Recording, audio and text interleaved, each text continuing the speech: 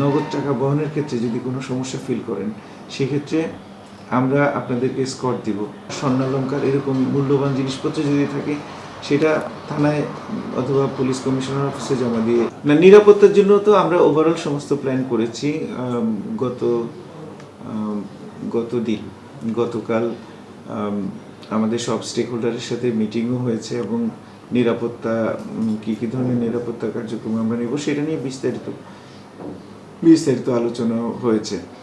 চুরি, ছিনতাইকারী এগুলো যেন না হতে পারে সেজন্য আমাদের টিমগুলো কাজ করছে।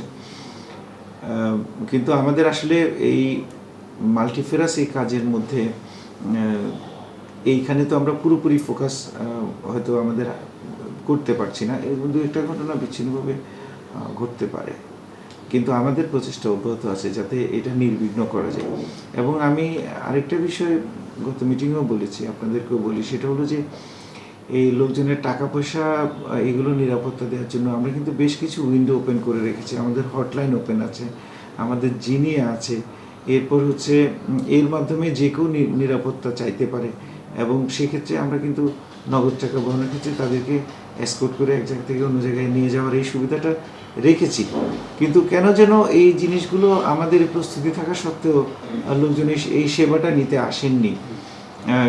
এবং আমরা জানছি যে এরকম ছিনতাই এর ঘটনার শিকার হয়েছে।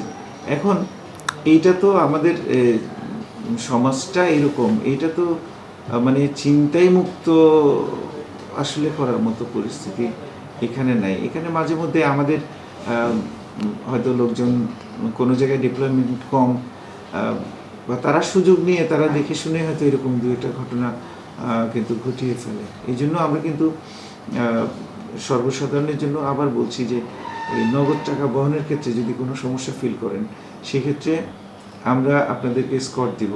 এবং আপনার টাকা পয়সা যদি রাখতে সমস্যা হয়, ঈদের মধ্যে একটা লম্বা ছুটি আছে, সেক্ষেত্রে আমরা যথাযথভাবে আমাদের ভল্টে আপনার টাকা পয়সা রাখতে পারেন, নির্বিঘ্নে রাখতে পারেন। এবং যখন পরবর্তী আমাদের অফিস আওয়ার শুরু হবে তখন যথানিয়মে আপনার সেটা নিয়ে যেতে পারেন।